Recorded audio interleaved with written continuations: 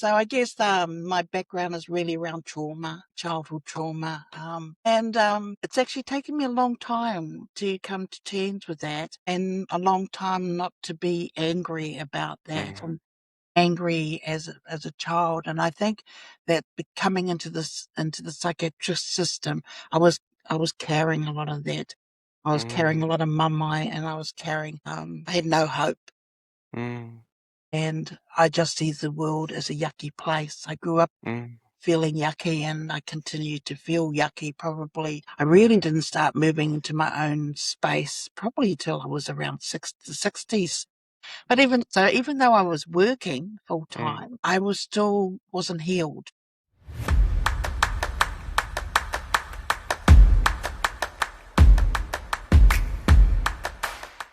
Makukui e awhi mai. Hoki Wairua mai ki u. Anga ko te te mohi o tangata. Beautiful. It's beautiful. Thank you. I literally have tears in my eyes when you start singing. Oh my God, that's amazing. What a beautiful voice. So first, I just want to say what an honor. And thank you so much. Oh my God, I already start tearing up. I haven't even started. Jesus. Remember how I met you, which is through Mind and Body, when you came and do the workshop with us. And so I remember that's how I met you. I really appreciate you asking me. Actually, I didn't get to do these things very often, and it's a little strange. I mean, I guess as you probably know, I'm 31 years in the work and 47 years since I was first hospitalised, which is a long time ago. So as you know, I started working in 1995, and maybe I'll go back a little bit to begin with my journey in the psychiatric system. Let's just touch on it. I guess as I was first hospitalised in 1977 in Carrington Hospital at the time, and I think that had to do really connected with postnatal depression. I'd had my son a year before that, and my behaviour was erratic. So I guess my background is really around trauma, childhood trauma, and it's actually taken me a long time to come to terms with that, and a long time not to be angry about that, and angry as a child. And I think that coming into the psychiatric system, I was carrying a lot of that. I was carrying a lot of mumai, and I was carrying. I had no hope. And I just see the world as a yucky place. I grew up feeling yucky, and I continued to feel yucky probably. I really didn't start moving into my own space probably till I was around the 60s. But even though I was working full time, I wasn't healed. And I think many of us, the psychiatric system see us as healed because we take our medication every day, and we try to look like we know and what we're doing. But inside me, I felt broken, and I felt broken for a long time. Wow. Yeah. That is so powerful what you say. I know what you mean because I have lived experience, so I completely understand where you're coming from. Yes. And so that brokenness really put me into a space where I wasn't able to heal. And I think the services also, because I didn't realize I was a voice hearer, and I heard and I see things. I saw that I didn't understand that as well, and the voices that I heard were really negative. And I realized that's really to link with my childhood, and those voices that I heard as a child, I continued to hear throughout a lot of my life. And I still hear it, and every once in a while, but it doesn't have the pain and that with it. It just, I think those voices, that type of kōrero now just keeps me valid and authentic to the mahi that I do, just to remind me, hey Tui, don't forget what you're doing here. So I started working in Framework Trust in 1995. My sister hurt in the Herald. It was around 94, late 1994, and it found that people with mental health experience to apply for this job. And so my sister threw this, you got to apply. It's awesome. And so I had my interview. I don't think it was more of a wānanga. We talked for about 3 hours. It was Māori. I mean, it was Framework Trust, and there was 2 beautiful Māori wahine that I still have contact Wow. with, and her husband, Tane. And I just sat on the floor, and they sat with me, and we just chatted. Oh And that was how my interview was. my God, that is amazing. That is called genuinely connections between people, Yes, yes, isn't it? yes, yeah, Wow, that yes. is powerful. Yeah, it was lovely because I was just able to chat about things, and they asked me questions. I guess I must have did okay because I got home, and about an hour and a half later, I was offered the position. So that was That's pretty cool. cool, and that changed my life. By becoming working in the sector changed my life. It helped me see things. I mean, I guess like in Framework, I came across the document, which was the blueprint. Mm, 1995, 96. Chris Harris, who was the CEO at Framework Trust, and we started talking about it. And in that document, really changed something in my heart because I always thought I had to be cured. You know, you get your diagnosis, have your medication, and then you're cured. yes. However, as we know, that's not quite the way it works. Hell And no. Hell no. no, hell no. So it was just and it was just so difficult because because I wasn't cured, or because I couldn't cure, or Mm, because I couldn't get well, I felt like the system also didn't really. I felt like I was blamed. mm, Non-compliant, and all those, those words that we hear. And in the mm. system, and in the psychiatric system, nurses are laughing at me because I've cut myself, and I'm trying, and they don't ask why I cut myself, and I'm in my head, I'm going, I cut myself because the pain was just so much. I thought Yes. if I just cut myself and the blood came out, maybe the pain would Yes. come out.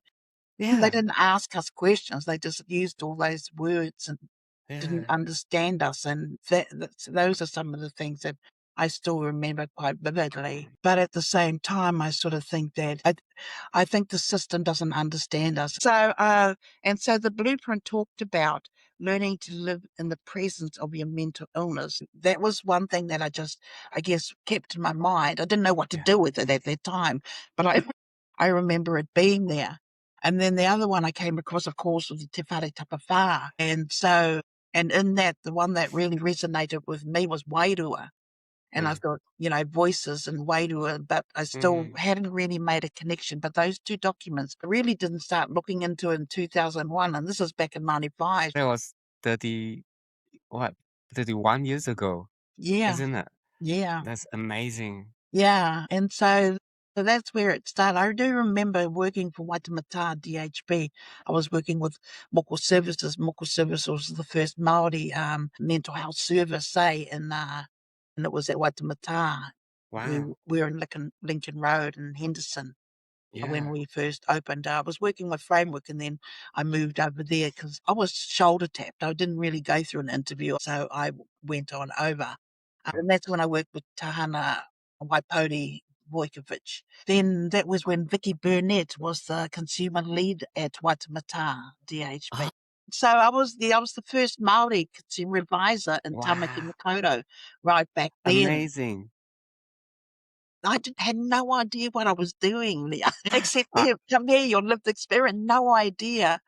And then in 1996, when I was with Moko Services, I ended up going down to a conference in Wellington, and that was at the James Cook.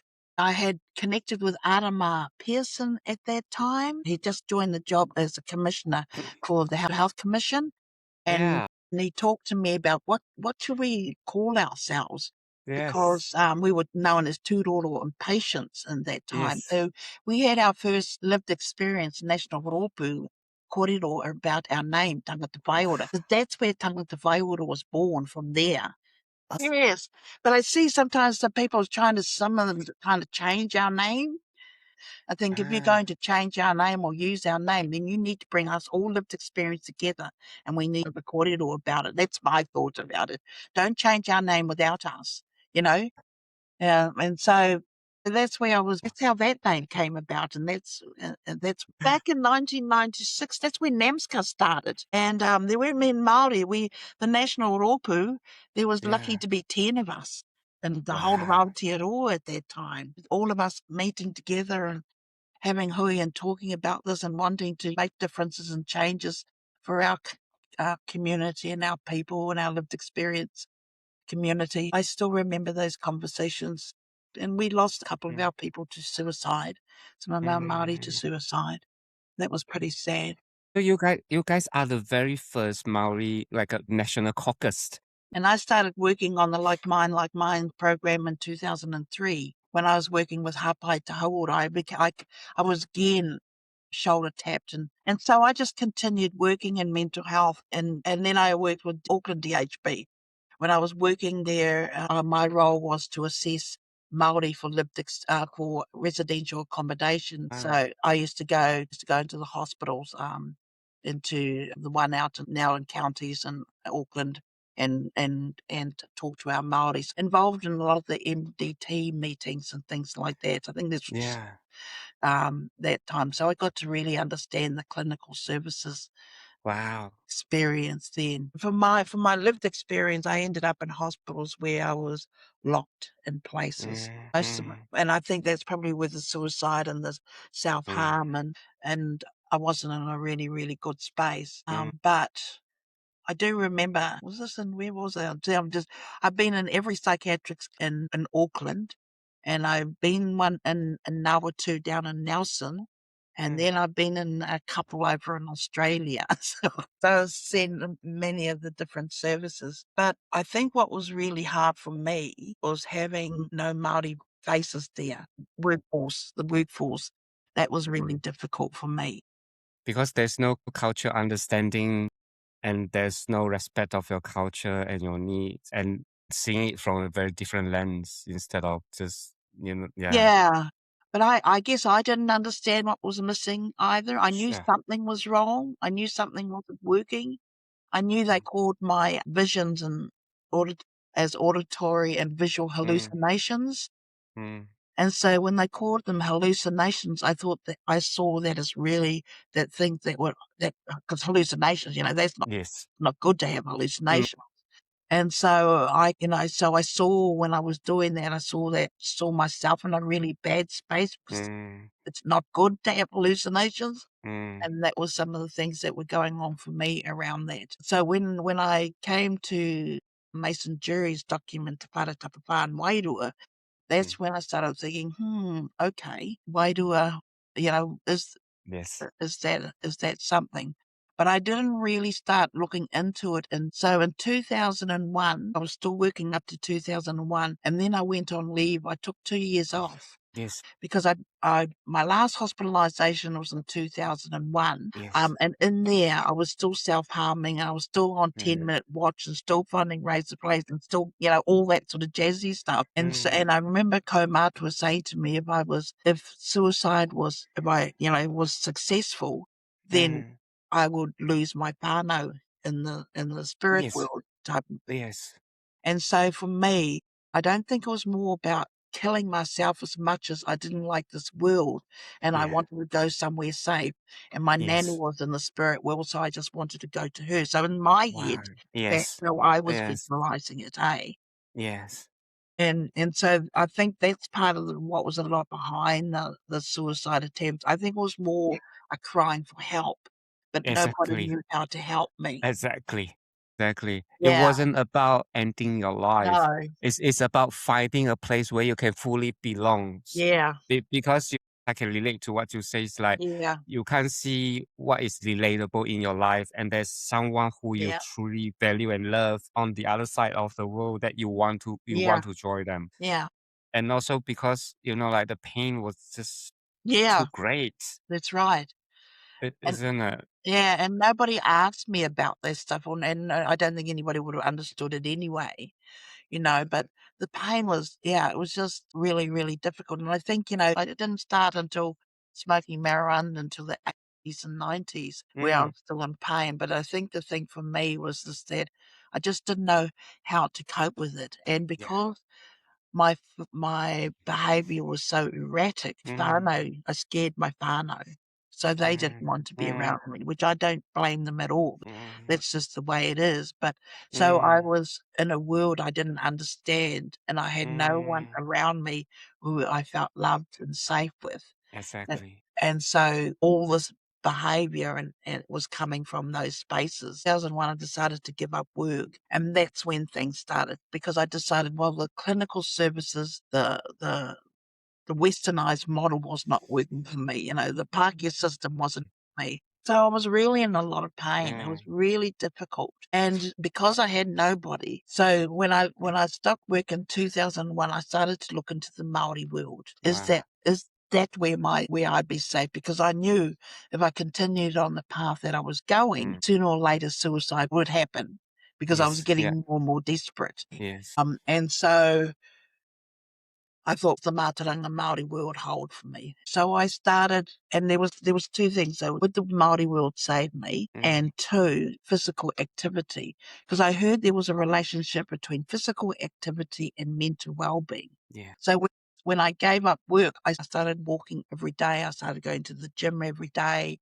And I started walking 5 minutes a day. And then I got up to walking and running up to 2 hours a day, and sometimes in the middle of the night, because what I also did was threw away my medication. And I do recommend throwing away your medication. There's no what you mean. That was at the time you And decided at the that is the time, that best. was what I was trying to do. And so, Absolutely. because I knew there was a Papa Tuanuku and Rangi Nui, Papa Tuanuku being Mother Earth and Rangi Nui Sky Father. So I just get on the road and just talk to them, and I just chat with them and just started connecting with them. Then I started delving into Mason Jury's thing. That's when I really started going into it a little bit more. In doing that, I started thinking about my mental well-being and my mental challenges, and started thinking, I need to be a warrior in my journey and with this battle, because this was a battle for my life. So I decided I needed to be like a warrior soldier to be able to find ways to live. And so and then that's where Rapo Tihini Naro Tangata Tō came from, Seek the Mind of a Warrior, because I felt I needed to be a warrior. And to me, a warrior was about being strategic, it was about learning, it was about understanding. So I did a lot of learning about myself. I had to figure out why I was doing things, why things happened, why did I, all my behavior. I started putting that under a microscope and started looking at what I was doing. And then I started trying to figure out how to counteract those stuff. So it was quite I was really dedicated to finding a way to live. So I really needed to change my behavior. I really needed to change or understand why I was doing things, and then find ways to look after myself, and take care of myself and help myself to learn. So that's where my models of practice, mātauranga, learning how to understand who I am, why I'm doing what I'm doing, and what can I do to counteract that, So there's a whole lot of Māori, what do you call it, values that go into that. Really started, knew that, and I knew I had to try and save myself. So that's what I did. That's when I started writing, because I found writing was really helpful. And I used to write journals and journals of it. A year later, what I found really good about it is going back to that corridor and seeing how far I came and seeing the changes I had made, but also understanding how far I had come, so I still write. Absolutely. Wow. And things like that. But that was because, and so I locked myself away in my home. No one was allowed. I did not visit anybody, and nobody visited me. It was just me and my way to at least figure out a way to live. And so I did that for 2 years. That's very powerful. Wasn't it? It wasn't. That was just the start. But for me, that changed my life. That really did, because then I started getting to understand and value myself. I still had all this negative stuff going on, but I was trying to change the negative stuff into positive. So when I was talking to myself in a yucky way, I'd find ways to start talking to myself. So that I had to change all of that. And that was done all through your own will, and literally no one is helping you. You get onto it. Yeah. You stuck with it. Yeah. And you decide that's what you're going to do. And then also through Wairua, through the Wairua concept, I started looking into that, and I started listening to the voices And I began to Mm, realize when I did not listen to the voices, or if I was too mm, scared to listen to them because they would yes. tell me to do things, I found that if I didn't listen to them, everything Yeah. went, nothing Wow. worked, nothing Wow. worked. And Yeah. so today, even up to today, when they tell me Yes. to do something, I do something. Because sometimes I might Yes. roll my eyes at them and go, really? You really want me to do that? Really? I don't want to. But Tui, what you say is instead of running away, you build a relationships with the voices that you heard and trying to understand where they're coming from. Yeah. Because previously you have control over your life, but you Yeah. say let's relook at it from Yeah. a Maori lens, Yeah. from a spiritual lens, That's right. isn't it? There Yes. must be a higher Yes. purpose that bigger That's than right. me and myself Yeah. that I can understood. Yes. And And to be let's a see what warrior, to do it yeah. like a warrior soldier, be strategic and all that, Yeah. to be a warrior was somebody who needed to be on point and, you Yeah. know, Yeah. Yeah. I hear because the older I get, the more I learn my mental health issue is a spiritual journey as well. The more I connected to higher power, the more I realized that there's certain things beyond my control and sometimes they wanted me to do something that I don't know why, but I just need to follow. yeah. Including started this podcast. That how you came? I was wondering how you came to start this podcast. Wairua, spiritual journey that guide me to here, as it wasn't my own doing. So I got what you're saying wholeheartedly. Yeah, Yeah, yeah, yeah. yeah. I know, and it does work, hey. Yeah. But I guess for me, I was desperate. I was Mm. desperate to live, and it needed to find a way, and so I was desperate. So therefore, you just had, just go in and grow big girl pants and start doing the right thing. But to me, there's the things that I love it the most is like Western biomedical model. Sometimes it's not the answer. No, it's not the answer. Not Sometimes, for us. For me, the westernized model is there, yes, to provide medication and keep us safe at times. yeah, But that's it as far as I'm concerned. That I should be where it should be. Actually, I'm speaking at a psychiatrist conference in October, and that's what I'm going to be talking about. amazing. How do clinical services stay in their lane, and then we look at others about whakapapa, all that. There's other things to look at. But their job too, to my head, is don't over medicate us, but also we need to have somebody beside to help us with life, because it's the experience and the trauma of life that bring us into the space in the first place. So rather than just keeping us, I don't know, in this just medication and that's it, Mm, where is that other part to help us understand the trauma and pain? exactly. And that to me is where lived experience roles are really important to my head about helping with that. I so the 2 years time, you're writing your journey. So what happened after that? And so in 2003, one of the kaumātua that I employed at Local Services, because I did a lot of recruitment, so there's a lot of Yeah. staff. So he rang me up out of the blue and asked would I be interested in coming to Hapai to work on the Like Mine program. Son. And I went, yeah, had no idea what it was about or anything. Yes, I said, yes, I would. Then I realized the stories, how to use our own stories to inspire others and help to change, look at services. Yeah. So for me, that was really quite an important part, because that's when I realized my story, what the power of storytelling, because I didn't Same. know. And so once I realized the power of storytelling, so I started writing my story down, and I did doing lots of conferences and speaking at a lot of Yes. engagements about this. That's right. The only problem is because I don't know if you've heard of the kōrero, kumara doesn't talk about themselves. Have you heard that, kaupapa kōrero? And so Māori I was working with the Māori waihine next to me, and she was saying, you Yeah. shouldn't be talking about yourself. Yeah. That's our culture. We don't talk about ourselves. Our collective culture, nah. Yes. But then when I started speaking, I started realizing what I was doing and helping people. It was just amazing, the response I was getting. And, it was just, because I didn't realize it, the power of storytelling. Oh, Tui, I think it's not just that you are very good at it. The reason why, like, you stuck in my head is because of your storytelling. I hear many people tell their story, but not necessarily where you can resonate and sit there and say, wow, this is amazing. I remember every time you start telling your story, I was like, wow, this is amazing. So it's very different. You have a gift. You have a gift of doing that as well to it. I think you're too humble. I think you need to know that this Kumara should talk about herself. Still do a lot of public speaking seems to be something I'm doing a lot of. You're really good at it because I was really impressed by you at the time, even when you came over and do the training with us. So I didn't realize the power of what I was doing, I guess. It's just me being me. People say, oh, you are. I just say, I'm just a little girl from Waitangi. So the like mine was awesome. I was there for 4 years or something like that.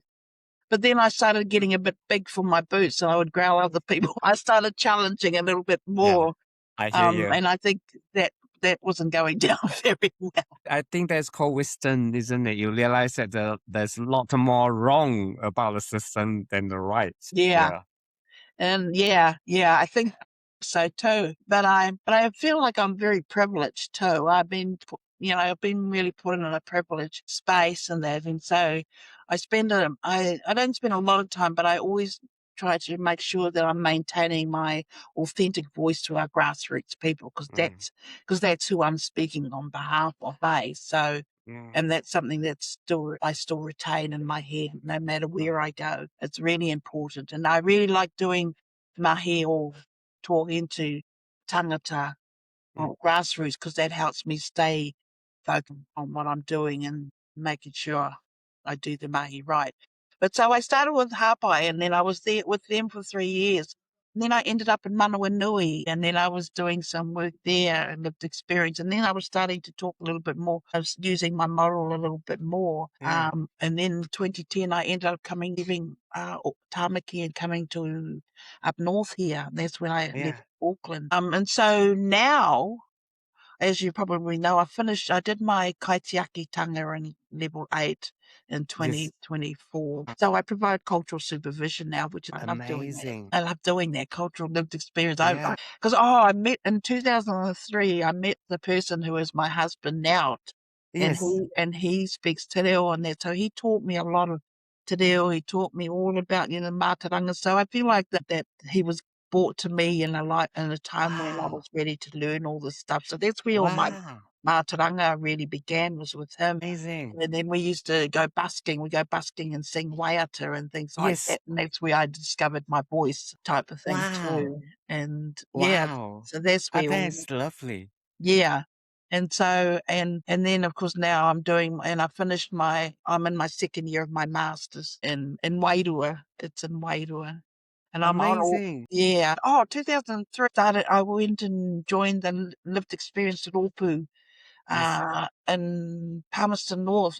Titini was then at the time, which is now Pudawater. Yes. I started working there and doing mahi there and having more lived experience, national stuff. Then I was the chair of the lived experience at Opu there, and then my father came and then I've just so back when I moved up north here, I ended up in Kaikoura, where I was working with a mental health drop-in centre. So this is back in 2003, because that's when I met the person who's my husband. Well, I talked to him about my journey, and this is about recovery, and this is about because I used to come up home here to Waitangi, and I used to look at the sea and the waves and that. And, for me, the waves were about perseverance, but giving up no matter how things are. And so this represents that journey. So the moko, it's represent that waves. Yes, around the waves. Because to me, because I would link many of my learnings to our Te Ao Māori world. And that's how I started my journey of Mātauranga, is connecting. And so when I came home, I was able to even more connect to my moana and my awa, which now I talk about as in the womb of my tūpuna. So it's like when I hop in the water, I'm in the womb of my tūpuna and things like that. So those are all things that I use now in my teaching and things like that.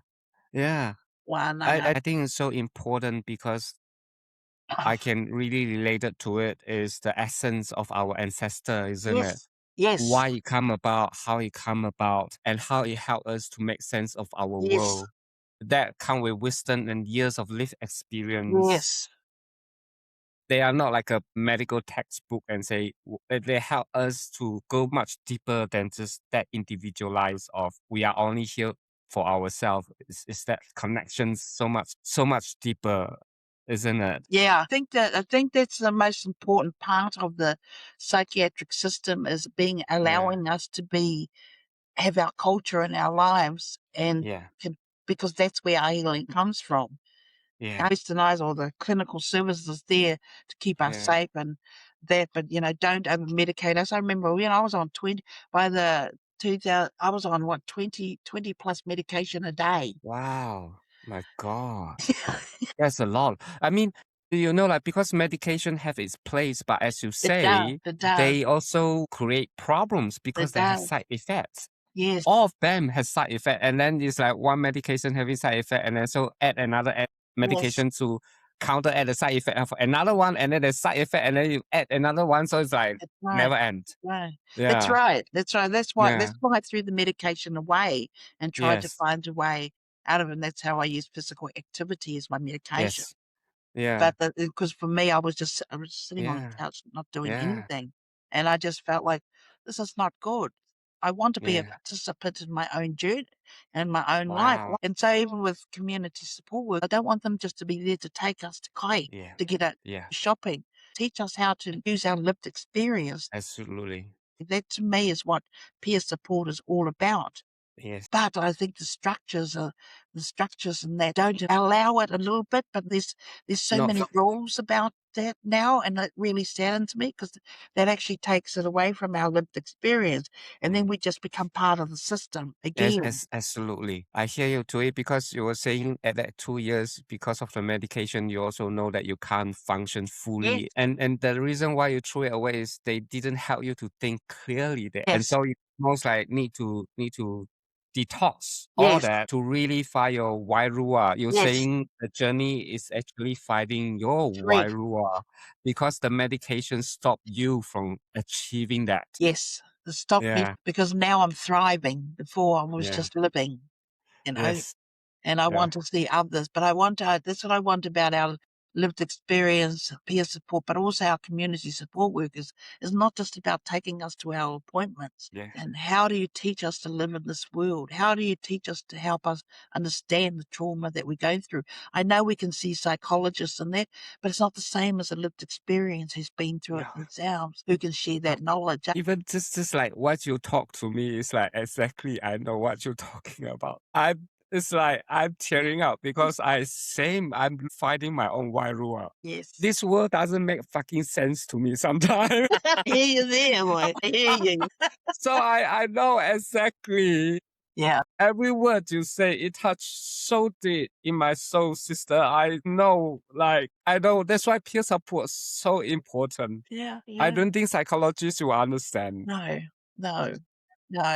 I mean, they have frameworks, CBT and all that sort of stuff, which is fine but that's where the authenticity of our lived experience needs. I think that we're underestimated. I don't think we're used effectively. I don't think they understand the humanity of us and how we can bring reality into their processes. And we can tell you that those processes do not work.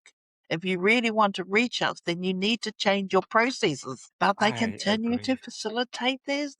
And that's why they keep saying, like we need more this, we need more that, we need more money. It's like, stop, because it didn't work. Just be real. Yeah. Change your processes. Yeah. Yeah. It become more expensive, but it still doesn't, just face it. Yes. Now, no one has been cured by the systems. No. I don't know if we will ever have a cure because there's times I can go back to that vulnerable space, but I know how to deal with it now. Exactly. And I know that these times, and then when I was first learning this, I would say, Tui, you're allowed to feel sorry for yourself for 24 hours. But after that, get out of that bloody bed and start moving. Yeah. Wow. I'm so sorry I keep interrupting you. So let's go back to... We're so all over the place. No, I really enjoying this conversation. I felt so much. I tell you what, I can feel your Wairua, even just your essence of your aura is so strong. I love it. Yeah. Yeah, sorry, carry on. So you met your husband, Yes, and I felt like he came to you at a time where because you met him at 2003. Can we yeah. talk a little bit about him? Is it a lot? Yes, Is it yes, okay? yes, yes. So he's a person of lived experience as well. Yes. So he was slightly broken too when we met, but I was lucky I'd come through that stage. And Mm, when we first met and when we started going out together, I made him do the level 4 mental health certificate because I wow. knew that what value he would be Wow. once he comes through this journey. And now he's been with Ngāti Health Trust. He's working in the residential detox first, and now he's in the community support worker, and he's just marvelous in the mahi that he does. But he just did not realise what Mm. potential he had. But I knew what potential he had. Wow. So you guys really came together to give each other the lifts that at the time, like for you, is to dive into the Maori kaupapa really Yes, to understand yes, yes, and yes, which what he brought. And then yes, you is with your experience in the sector and showing his yes. potential. Wow. Yes, yes, and because he taught me to sing, because we got him a guitar when we first met, and we started singing. So, and it's funny because when we came up north, we were still because we were working, we were on the benefits. So, and we moved into Waitangi in Mm, 2017. We mm, moved in a tent, hmm. and we lived on the tent for a couple of years. Wow. And then we bought a cabin, Dubai cabin, and then we just started building our whare, Amazing. and we just built it by just money. Busking would Oh, so you build a fire with just basking and doing what you yes, both we're can. busking, and I learned Wow. lots of waiata, Maori waiata, and things like that. And then I learned to do my karanga because man, I thought when I first learned, oh my goodness! And so I was on my marae calling people in, and really going back. It was Wow. beautiful. It was beautiful, really, It's really amazing. beautiful. And Yeah. It really yeah, keep leading you back to the path of the kaupapa of Maoris and yeah, it's yeah, asked you to embrace it and learn every bit you can. And of course you have the talents of it to it. I mean like you don't just understand it yes, intellectually. You yes, understand it visually, like yes, every part of your being is saying, yes. "This is who I am." That's right. That's right. Yeah. Yes, yes, and I guess Wow. that's what it's all about.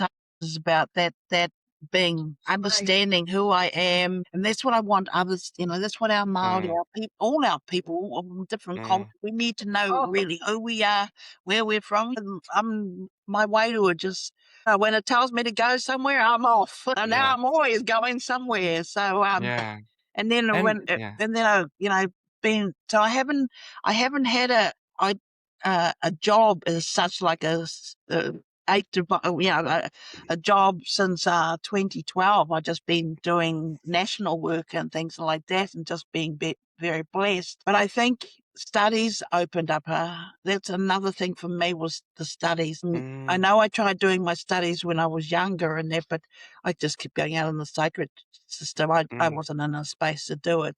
I feel quite sad that I found this part of me in my 60s. Like I'm 70 this year, and so I'm doing my masters, and I'm loving it. But yeah. what I've really enjoyed around the studies, the reason why I took studies up, is because I knew I had knowledge, but I Mm, didn't know what that really looked like. But I wanted my this academic knowledge to support my lived experience yeah, that's knowledge. right. And so that's what's really opened the world again for me in another big Yes. space. So I'm really rapt about that because what's really happened too, because I still didn't really know who I was. I mean, I knew Mm, whakapapa that, but there's still something, I was still quite easy to undermine myself because I thought, mm, I still had these negative stuff about me, even though I didn't realize it. And when mm. I did my studies, I started realizing. Have you heard of the kaupapa or kōrero around Taonga tuku iho? No, yeah. Taonga tuku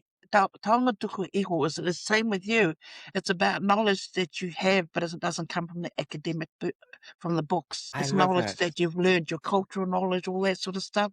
That's the Yeah, knowledge you carry, our lived experience. That's Taonga tuku iho. That's what got us through every day. The yeah, survival stuff that we had to do, that's Taonga tuku iho. yeah. And so for me, that's what I learned too. And the voices and that, they're all part of my Taonga tuku iho. They're there, they're guides, and I just didn't know that they were how to work with them and things like that. And so just to tell you about this one here, back in Yes. 2019, I was at a lived experience kaupapa over here in Kaikoe, and we were doing the poroporahe, or the closing up of the hui and things like that.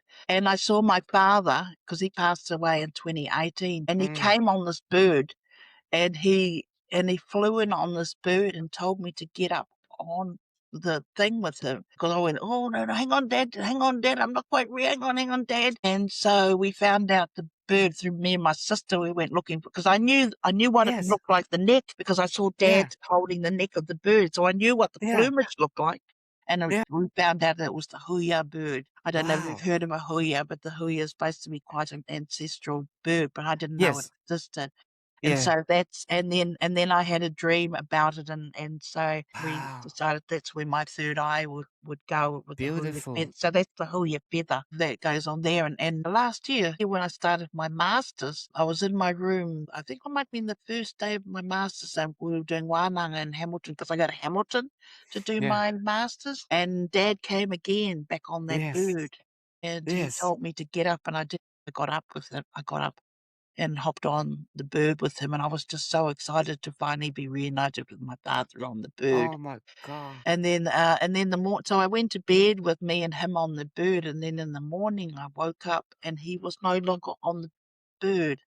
And I went, Dad, where are you? And he says, you don't need me anymore. It's time for you to Wow. fly. And I wrote a poem. He was talking to me, so I wrote poems. So I wrote that poem down. And then I thought, oh, okay. And that's where I've started really becoming more confident in who I am, the work that I do. And so I think I've been very blessed to have lots of different opportunities of being at more conferences and things like that. I went to Canada in 2023, and I wondered, well, how am I going to get to Canada and that? And in my dream, they told me to make a korowai, and Mm. then I raffled it, and then Yeah. we ended up donating it over to the because it was an organisation. Actually, Yeah. what happened was, I'll tell you about this. Yes. I made this korowai, and my sisters, Yes. Nomai and Nolene, and I don't know if Yeah. I know our sister Nolene. She's the Yes. silver fern Yes. toad. Well, she Yes. she bought she gave me some money for the as a kohai. I says, no, I'll put your name in the name for the into the korowai, and if you win it, I'll donate it to somebody. Okay, okay. Yes. So that's what we did. She won it.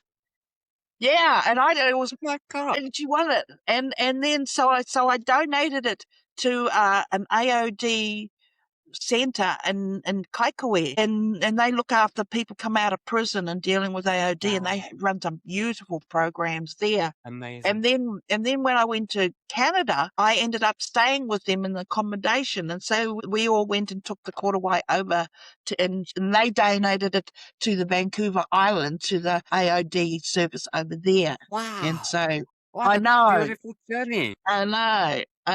So that was beautiful. I've got photos of it, but you won't be able to see it on this. And so that's what I do. And so I'll just show you this. Really, this here. This is my last korowai I've just finished. Wow, that is beautiful. How long it take you? 3 months, not talking to Wow. anybody, not doing anything other than working on this. And this is actually representative of my dissertation, my new model of Wow. practice, Wairua, because I have a new model of practice called Wairua, and I call it Yeah. Te Tuha o Te Ao Wairua, which is the doorway to the spirit world. Wow. And so this It's represents this. it's beautiful. And the colors. My Yeah, God. and there's the fetu, so the pose, like, that represents my master's work. How you learn to do that? It's because it's a skill as well. Wairua. Nobody showed me. Wow, really? My God. Wow. That is a beautiful piece of My first korowai was in 2006. I was going to Canada, to Edmonton, because I was speaking there. Yeah. And because I was a bit it was scary to be traveling on my Yes. own, Yeah. so I made the korowai so it could look after me while I was Wow. overseas.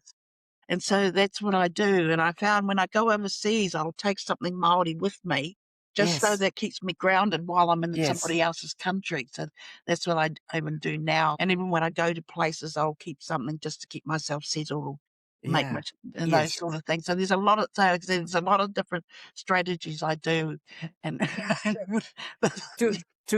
Tui, can we go back to something you were about to say?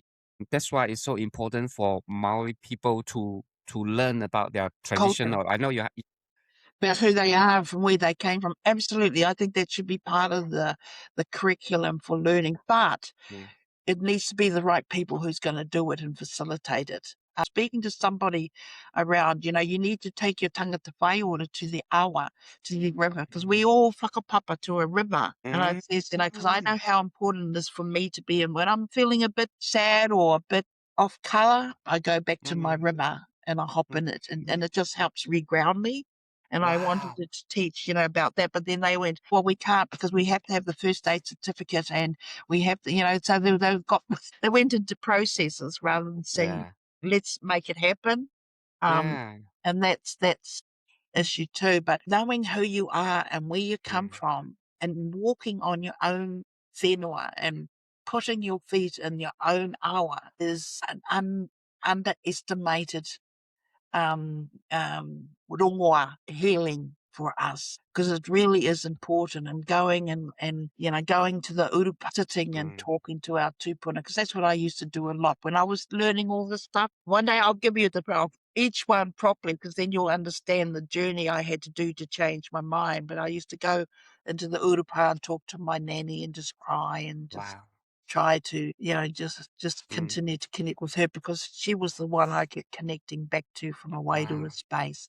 So, those are things that we can learn to do. And that's why I think it's really important that we understand that. And if we can do that as part of our recovery Yes. processes, but again, you have to have the right people. And again, you have to have people who've also peer support who've also learnt their whakapapa and their learnings from being te ao Māori or from their Yes. different cultures. I've started working like this because I haven't got anything else better to do. I've started working at Ngāti Hine Health Trust as a full-time worker there. And I was talking to a Philippine worker because we're talking about karakia. And I says, it doesn't have to be a Māori karakia. If you're there, your language, you have a karakia in your language, you should be saying your own karakia in your language. It's really important because that connects you back to your, and it's lovely for us to be able to hear other people's culture. And I think for me, I feel like sometimes you're scared of us as Māori because we're going to do what the Westernized did and take over, but we're not there. It's about manaakitanga. Yeah. Manaakitanga is about, bringing people. And I remember when Dad was alive, he talked about our people from overseas who've come here, we need to adopt them into our hapu and our iwi and bring them back bring them into our marae and things like that. And I take Yes. that very seriously about that. Wow. I think about our other cultures, including our Pākehās and that. It's not just Pākehā now. I know colonization has changed a lot Yeah. of our ways of thinking. So a lot of our Absolutely. ways of thinking have moved us away from that learning. And so I'm finding that even now Māori who are very learned have moved away and so the structures and those processes become more relevant than the people and how it's affecting the people. We need to be, that's what lived experience is about helping them understand what your practices are doing to us and find Yes. to uplift us rather than to make Yeah. it invisible. Yeah. Absolutely. But I think also the issue for me is sometimes, some of us Māori who do go into these spaces, it feels like sometimes we're actually can't be too Māori. Mm, That's what I'm I hear feeling you. with the boards that we're on. Yes, we want a Māori voice. Don't be too Māori. Don't be too, I hear you.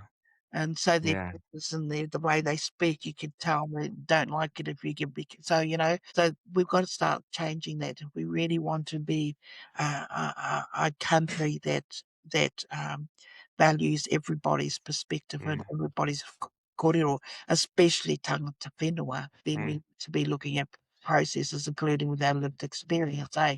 We need mm, to be understanding the value of our lived experience, expertise, that we're on the same level as PhDs, doctors, and absolutely. our knowledge of and our expertise needs to be really understood. It's not about just us telling our story.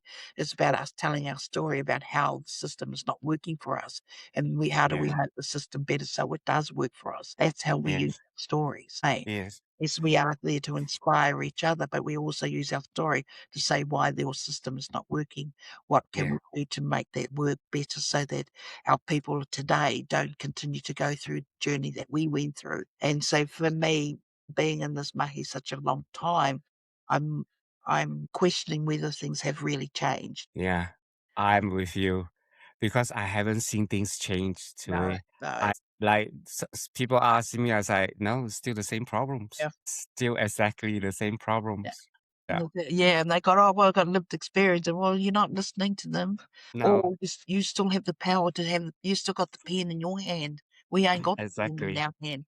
You got the money in your pockets. We ain't got the money in our pockets. So you're the ones who have the last say in what we say and do, so you can decide to erase us, and that's what Yeah. happens until you can say that you don't erase us and that till you recognise our expertise as experts Yeah. knowledge that can Exactly. actually change systems if you want to listen to us so that we can make them more beneficial for our people so Yeah. they're not stuck. If you look at our Māori are dying earlier, our Māori are dying, our statistics for Māori and whether, all prisons, Mm. everything are higher. And yet, we're having all these Māori services and that's but are not changing. Why not? Why is that Yeah. not changing? We should be thinking about that. I could give you some reasons why not. But the thing is, you got, and they're very proud. Oh, yes, we got all these Māori services, or we got all these but it hasn't changed. I hear you to it because even all this have been created, but they're still trying to fit into the mold of the Western Yes. paradigms. You need to take away all that and say Yeah. no. You don't need to. You need to fit Yeah. because in the end, the processes and all that still need to fit into that channel. Yes. Unless that stop, Yes. unless that say like stop this because the whole institution, like everything now is fit into feeding the institution, Mhm. not the people. I Yes. think I think sometimes it's crazy. It's like why are we nurturing the institutions and still make it become a monster? Or are we really valuing people? We're not. So we're not valuing Yeah, money. yeah, yeah. That's Kutia, how I see it. that's what it is making money. I know there is some services that are working out there really, really good, Really but hard. it's not Yeah, them that I'm challenging. yeah, Challenging government organisation, I'm challenging yeah. HQEC, all of them. Yes, sure, Yes. you have consumer voices there, but what's changed? Yeah, Nothing. yeah, yeah. So Exactly. we've got thousands of thousands of peer lived experience now from our Mm. team back then. Even talking to many peer support worker on the ground or live experience, they have a job, yes, they have a service, but many of them don't feel they're being supported. Wow, yeah. That's where I'm hoping my work as a Mm, supervisor can help, exactly. by Agree. bringing some of my morals into their stuff. The other thing for me, which also concerns me, is I am aware that some of the peer support don't have experiences in some of the psychiatric systems and all under the Mm, Mental Health Act and that. So how are they being taught the stuff, yes. or do you have somebody in your team Yeah. that holds that experience and can teach the Yeah. ones who can't something? So Tui, I mean, like, let's say someone who looking for peer support supervisor, because one of my mate was talking about it on one of the podcasts. Exactly, he say, like, so how can people reach you if they looking Give for? them my email. The mates was saying because he was saying that like it's wrong to get clinicians as a supervisor because they don't understand as a and which is true. And so we Yes, were that's talking true. about like there's not many kind of like external Yes, yes, supervisions that based on lived yes, experience. yes, So it's good to know that that's what yeah, exactly you are yeah, doing. yeah. Yeah.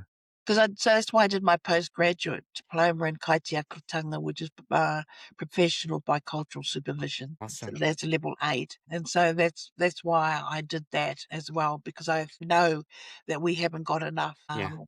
And there needs to be supervision out there. So yeah, please give my name out. Awesome. Also, because I'm one of the reasons why I started working with Ngāti Hini, which is really important to me. I moved into an area where I'm starting to learn more and more about AOD, which is another real Yeah.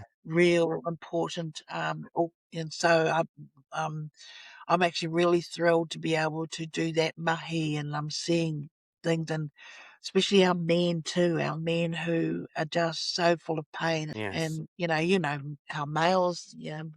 Māori males, I'm sure is the same in your culture. You don't Yeah. share Yeah. anything, and you're right, and no worries. And so I saw, I could feel pain from them, and so I'm going to be. I've also put together a participant manual and things like that, and I've written Awesome. a lot of stuff To about it. Tui, can we talk a little bit about your master's study for Wairua? As connecting with the Wairua spiritual. To me, spirituality and Wairua are Yeah. different, Yes. but the same. It's a similarity. So for Yeah. me, what I did, a lot of the stuff I work and do, I write poems. Yeah.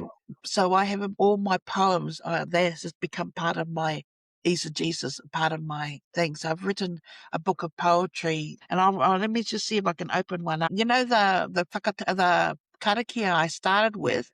Well, Yeah. this is the English version of what I'm saying. Okay, this is Awesome. Yes. so it's called Kainga ko te mohi o tangaranga o te maramatanga ki era wa ai. So the English version is desire knowledge, seek understanding, so that you'll know who you are and where you have come from. From this, the body is healed, the mind is activated, the soul is soothed. You are seed sown from the sacred land of Rangiatia. You will never be lost. So that's the whakatauki that I is my karakia.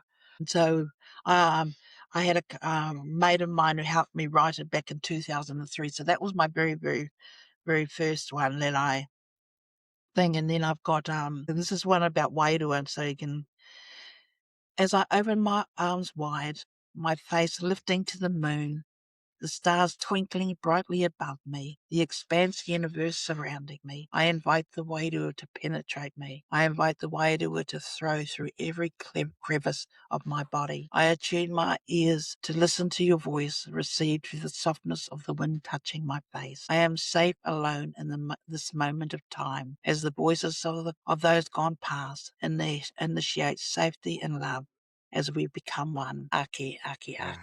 Yeah. Many. This other one is, but I'm just going to read you this one. I call it Mātauranga, but this was around my learning who I am.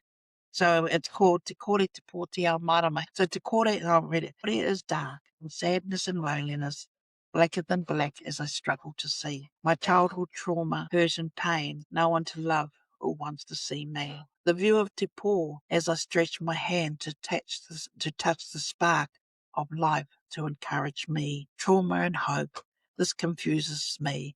As I struggle once more, te kore te pō, te pō, te kore, it's dark. But it's that light I can see. Te ao marama, the world of light. She has come to see me, the warmth of light.